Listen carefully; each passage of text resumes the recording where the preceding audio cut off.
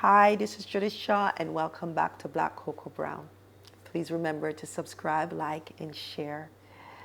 This week, I have the honor of interviewing a very special person by the name of Heather Whaley.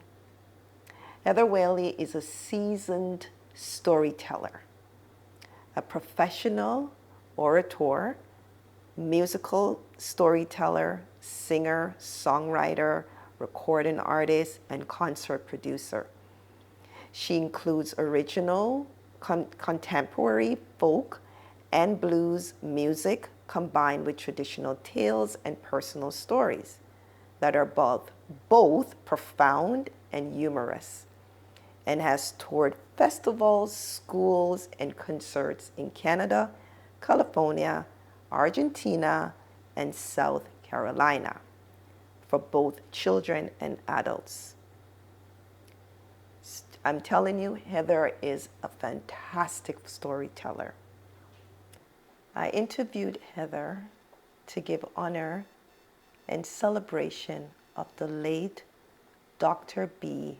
George Blake, a man of many talents and a true force in our community.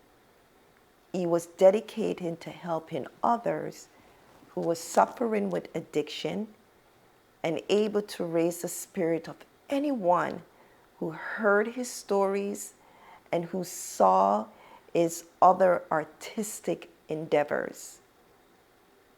Dr. B. George Blake was a psychologist, a Buddhist monk, a storyteller, and an artist. And I was more intrigued to know about him because he was also Jamaican.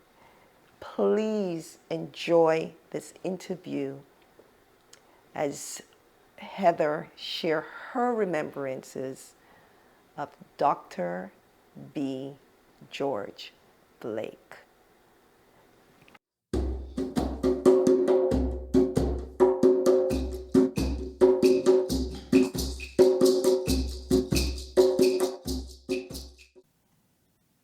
Who was Dr. George Blake? Dr. George Blake was known to many in the, I would say, health industry. He was a psychologist, and he was a force in our community, but a much greater icon than I knew him as. I simply knew him as George. And George was a storyteller and a musician, an artist in his own right. And I met him actually at a mutual friend's funeral in about 1992. And he slid over and recognized me for having worked at the Whitby Public Library. And that's how our conversation began. And he asked me, "Do you tell stories in your job?" And I said, "Yes, I do." And that is what began a relationship of connecting storytelling and me with George. After I met George, he would saunter into the library. I was working at the Whitby Public Library quite often. We had him as a performer. I was still learning to tell stories, although I had performed them in the core programming of my job with children. But George was really encouraging, and when I went to the group and I started to perform out with the group over the years, George became a friend, and everyone who knew him would say he was a friend, and he was. He was a genuine, authentic friend to everyone. And for me personally, as I said, as time went on and I, realized that he was so close to my own father's age, and being a psychologist, he had some wise words, and unrelated to storytelling, just, talking about life And he would always help whoever he was talking to. I guess you might say, always look on the bright side of life. George always saw that, regardless of what you're going through. And, I think myself and many people who met George in their life would have benefited from his wise words. I guess reflective of being a Buddhist monk and a psychologist, but also a storyteller and an honest individual. He was an advocate, of course, for storytelling, and that all started in Toronto back in the early 70s. Dan Yashinsky, Celia Lawtridge, some very, very astute people began the movement of storytelling in the city of Toronto. And George was one who was driving back and forth from Durham region. In fact, he did that right up, until he was probably in his late 80s. He would go into 1001 Friday nights of storytelling. So George was one of the people behind storytelling who really promoted and advocated this oral tradition, which is very important because we learn about each other and from each other through our stories. And traditional stories in particular, they're just filled with the then and the now. We can compare, how people lived then and how we live now. And so he was a founder of Storytellers of Canada. And in 1993, I had known him for a while, and we traveled to Montreal, and that was the very first session of storytelling for Storytellers of Canada. And he was always joking, teasing, always teasing. I remember one of the concerts that we had on, and we didn't charge any money, but he went around to the audience with his hand out. Have you got any money? Have you got any money? Have you got? And people were putting $5 in his hand. And we kind of thought, what are you doing, George? So he just laughed at the end because he had this pot full of money. And that's how he started his story. He gave it all back. You stated that George had a great sense of telling oral stories. Where do you think he got that from? Oh, definitely from growing up in his homeland of Jamaica. I think during the course of his career as a psychiatrist, he was also, as you saw in the documentary, in World War II in the Army. He was a meteorologist. All of this background of life, he brought to the forefront in his stories, and became a lover of bringing this oral tradition back into community.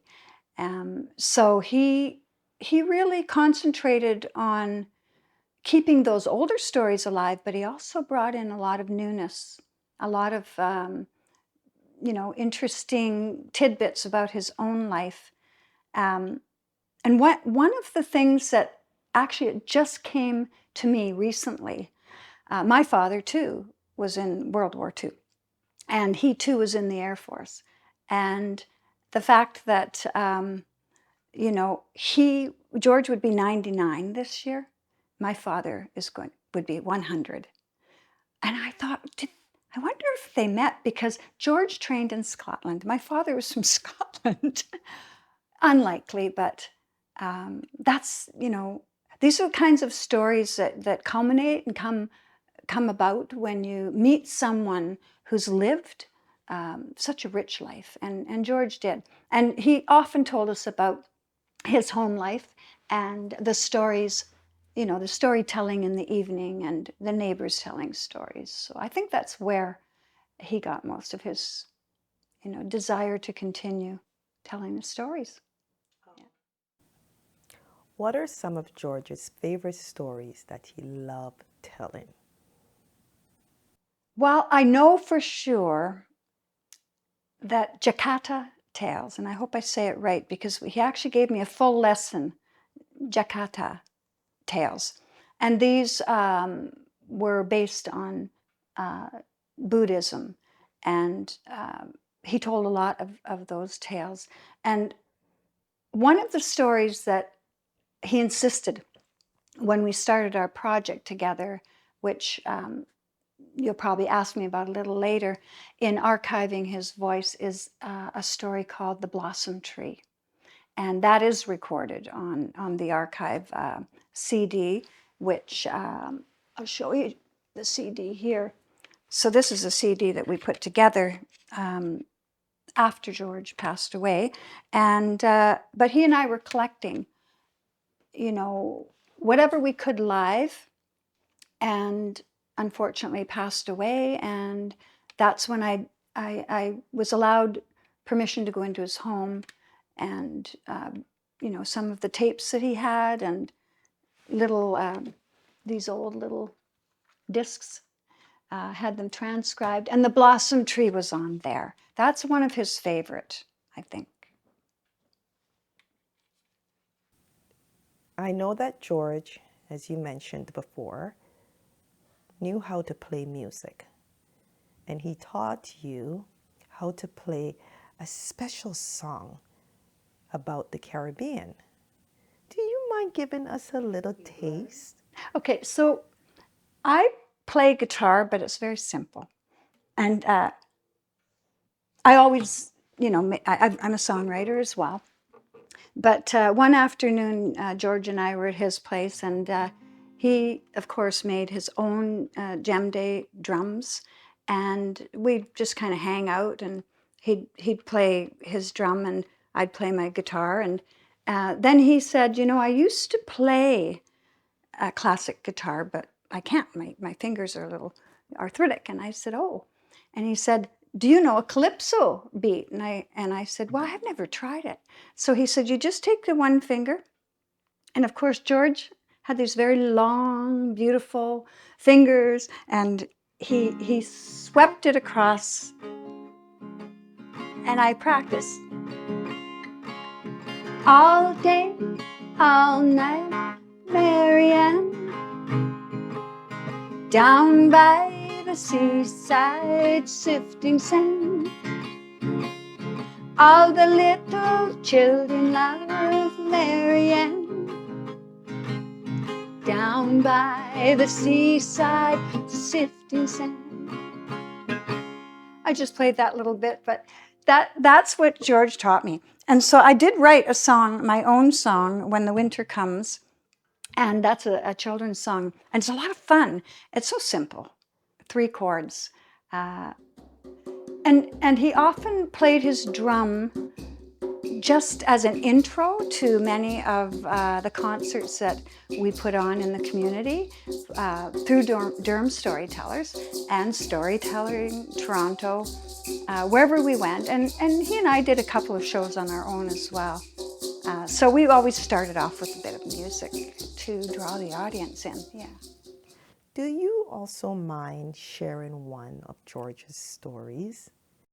I guess if I were to think about one of the stories that I may have learnt from him, it would be The Blossom Tree, and one that I'm going to think about telling, in the future in his honor, and that's something I'd have to go back to. And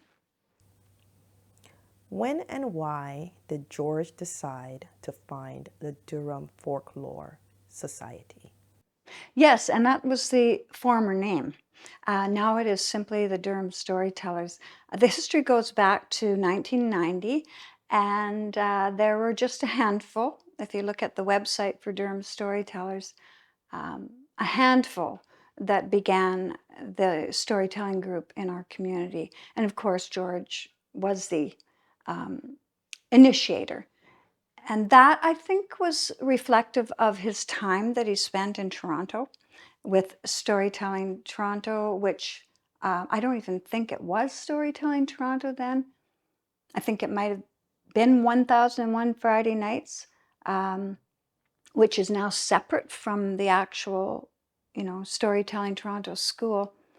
And meeting other storytellers and being involved with Storytellers of Canada, he felt our community could really benefit from having a storytelling, group where people from all different cultures, the diversity, would come together and tell stories.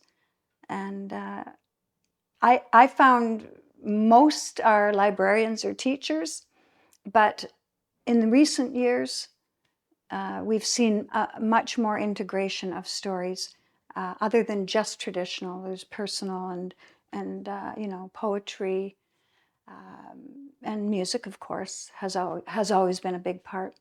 And George was one who really, felt it necessary, and I agree. I agree with him. What is your greatest memory of George?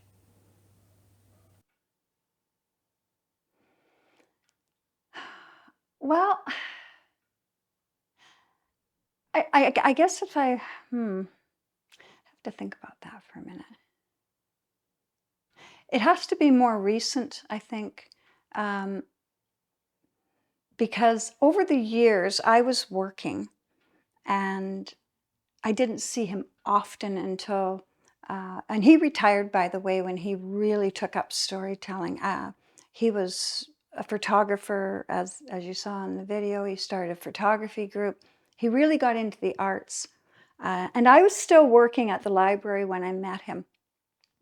So I didn't see him as often, nor did I get to many of the meetings. But when I was able to be, more with him and with the group, we got to know each other better. And so I'd say when we became friends in more recent years before he passed away, my most wonderful memory, and I wish I would have had my audio recorder on. I feel sick about it.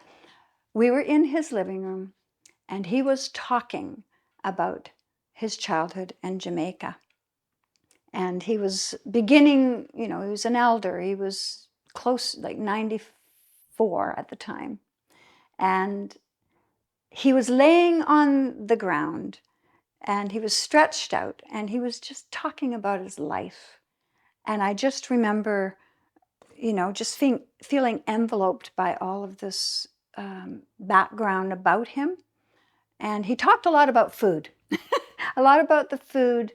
And one of the most wonderful things he said was, when you walk out the door when I was a boy, I guess this is one of the things that I remember well about him. If you walk down the street or a pathway, he said, and you don't say good morning to so-and-so, if you don't say good morning to Mrs. So-and-so, or you don't say good morning, we called a lot of neighbors grandmother and grandfather and brother, and he said we were just all family. And he said you would get a smack across the head. So he was very demonstrative and very, he would tell these things and giggle about it. But that was the realistic part about him, is that he no holds bar. He would tell you like it was, and he really, you can envision this, this little boy, and this community. So it was very endearing, very endearing. So, what can you say is the legacy of the late Honorable Dr. B. George Blake / George Blake, as you know him as? What is his legacy?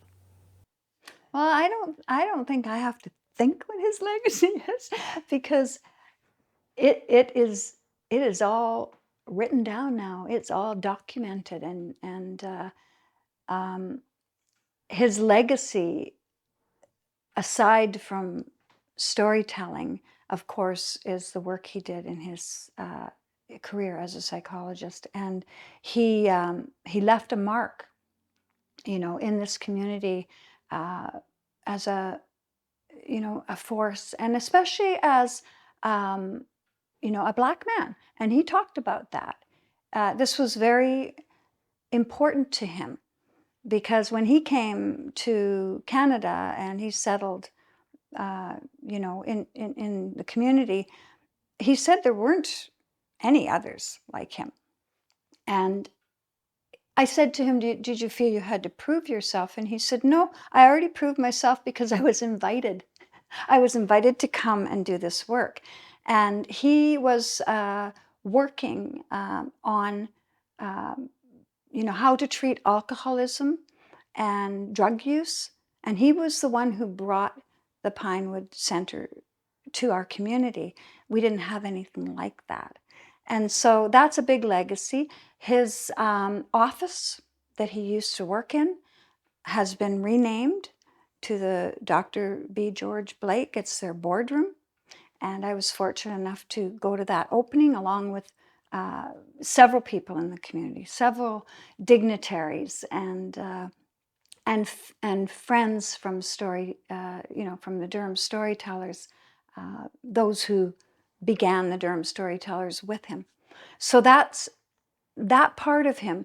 And then the second, the biggest legacy I know him is definitely his joy in giving of himself. He gave, I found this out much later, meditation classes in Ajax. I can't remember the name of the place now. All free. He did this from his heart. He was a Buddhist monk at one time, and this was his gift. And of course, the legacy of the storytelling community. We would never have had the community of storytellers. And the artists that met him over the years, each and every one of us have developed even further because of George. He was very encouraging, and he was the type of man that would say, if you were nervous, and I remember just before a performance in a cafe, I was nervous, and he said, just go and look in the mirror and look at yourself and say, you're good, and remember when you did a really good job. He said, always never go to what you did wrong or what could go wrong. Always go to where you did a great job and you felt good, and before you perform, and be prepared. So in everything he did, he prepared himself. He also, taught drumming Club Carib to children. I don't think he charged anything for that. But his gift in the community was just George being everywhere. He was at every event, supporting, other artists and musicians and storytellers. And he was very prolific in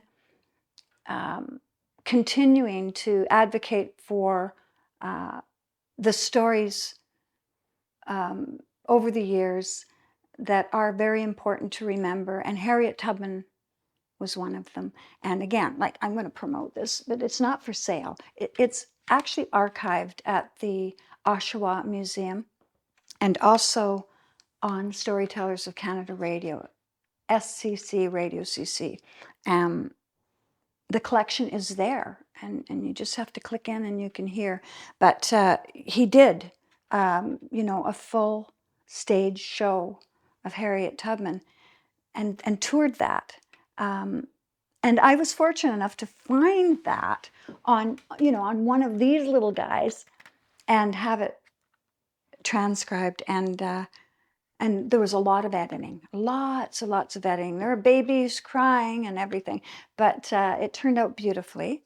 And he also wrote, I can't remember exactly all the titles, I'll give them to you later, but he wrote, books based on his Buddhist way of living, about Zen and such. And this one play, Keapora Cave, it's a dedication to women down the ages. And there's a lot of history in this.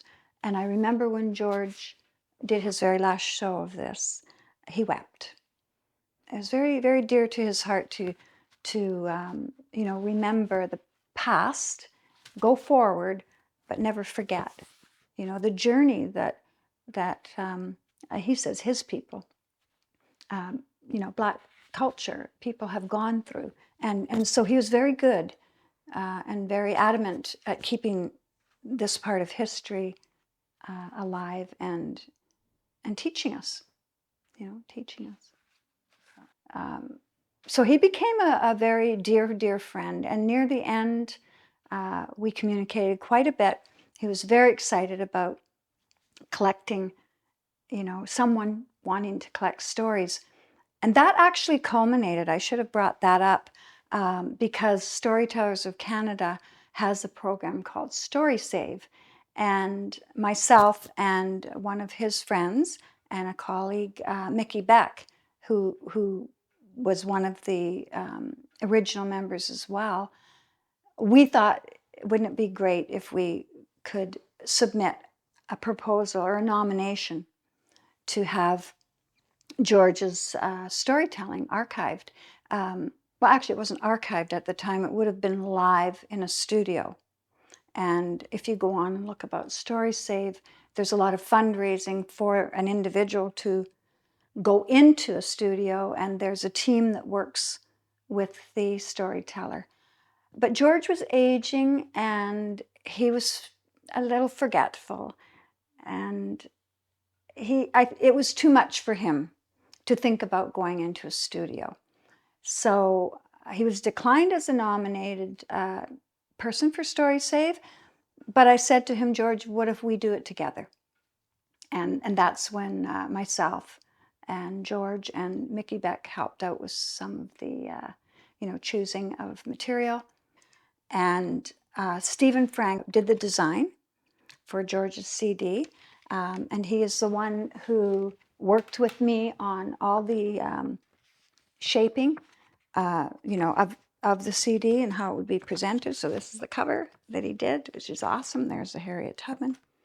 And our radio producer at the time, the manager, David Merlot, was very instrumental in the editing of the stories. Once I selected them and did my little bit of editing, he further edited. So there's a lot of backstory. And Stephen Frank actually just called me out of the blue before Dr. B. George Blake passed away. He called me in the fall and just said, hey, I've been thinking about George.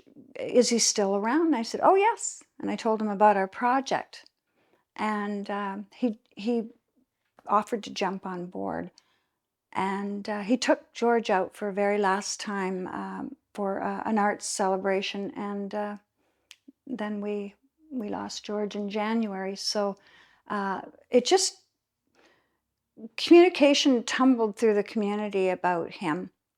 And of course, we all connected, and it was months of celebrating George Blake.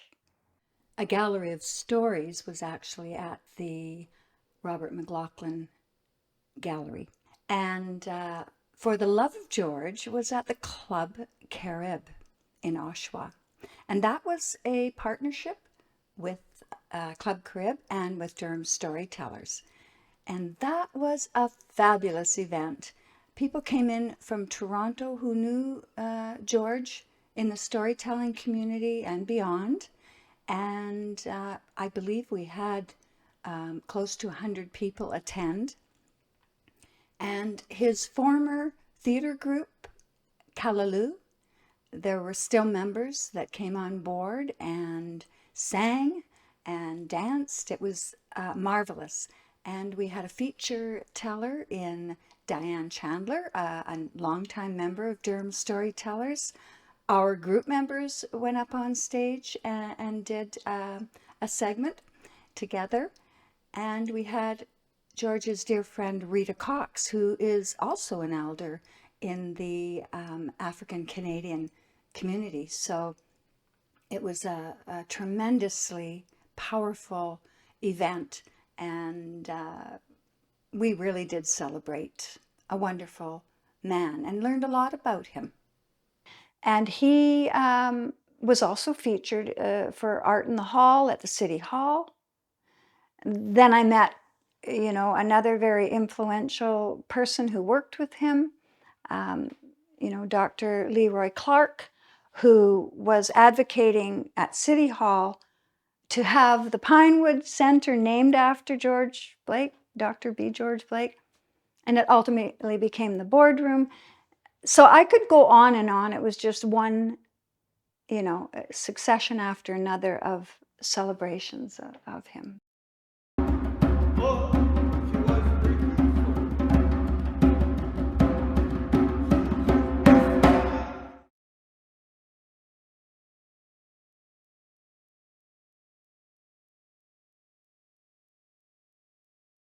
Now, tiger is an African creature.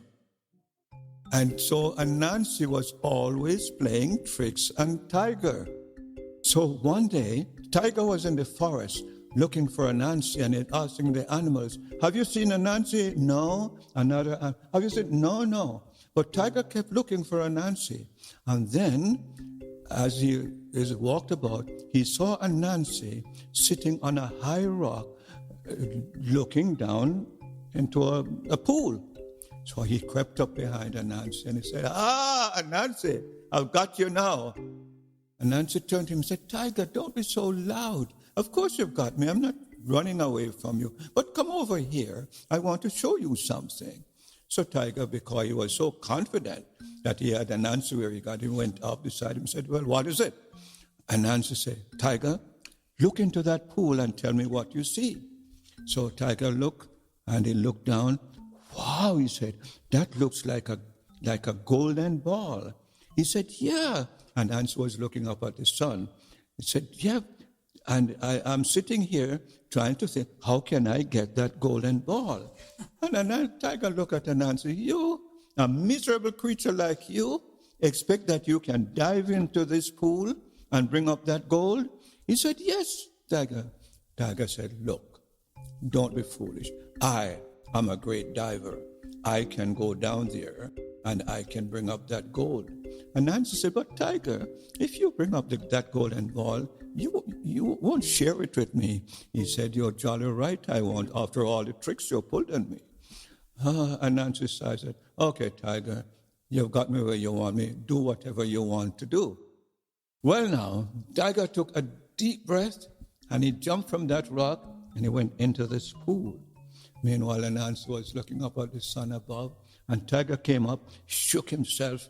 He said, Anansi said, Tiger, where's the gold? Tiger said, well, I didn't go far enough, but I'll go this time. Okay, Tiger, you go there and get the gold.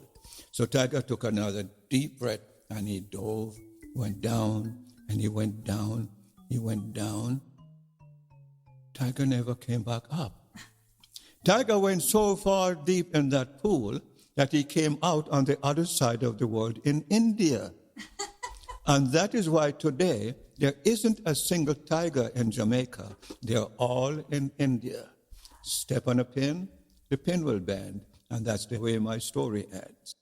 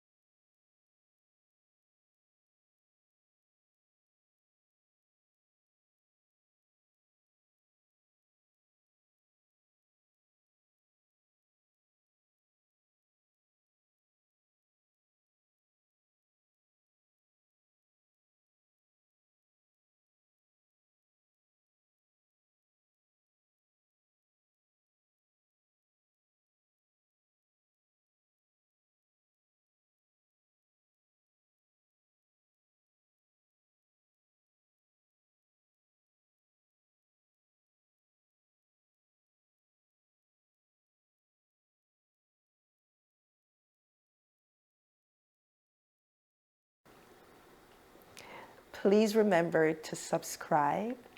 Please remember to subscribe, like, and share. And I will see you next time. Bye for now.